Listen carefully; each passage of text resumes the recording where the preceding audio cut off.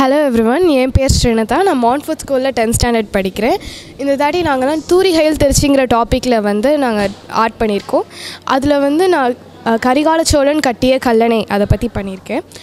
கரிகால சோழன் சின்ன வயசில் இருக்கும்போதே அவரோட அப்பா ஒரு போரில் இறந்துட்டார். அப்போ சின்ன வயசுலேயே இவர் அரசனான இவருக்கு அவர் மக்கள் மேலே அவ்வளோ பற்றோடையே வளர்ந்தார்.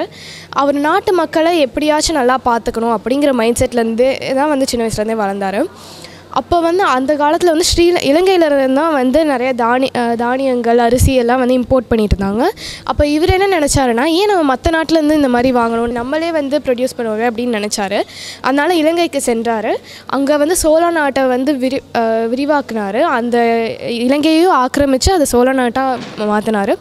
அங்கே அவரோட வெற்றியை காமிக்கிறதுக்காக அங்கே இலங்கையில் இருக்கிற ஒரு மலை மேலே ஏறி அவர் சோழ நாட்டு கொடியை நட்டார்.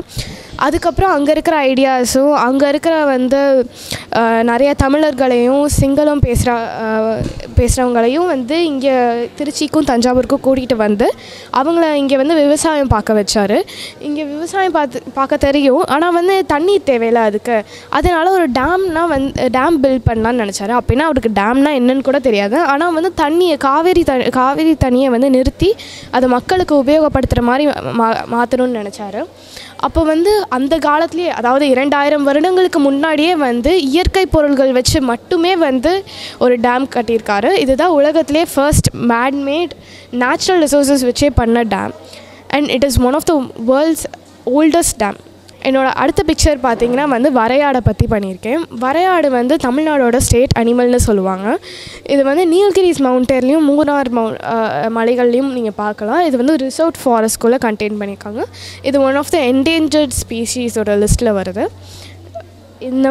இந்த கான்செப்ட் என்னென்னா அனிமல்ஸை நம்ம பாதுகாக்கணும். இவ்வளோ அழகான ஒரு நேச்சுரலான அனிமல்ஸை ஏன் நம்ம பொல்யூட் பண்ணி கேட்கணும் அப்படிங்கிறதா இதில் ஒரு கான்செப்ட்.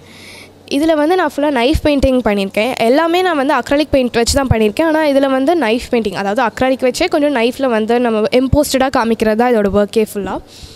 இது பொய்க்கால் குதிரை ஆட்டம்னு சொல்லுவாங்க. இதில் மராத்தி ரூலர்ஸ் அதாவது தமிழ்நாடை ஆண்டுட்டு இருக்கும்போது அவங்க இந்த கலையை கொண்டு வந்தாங்க.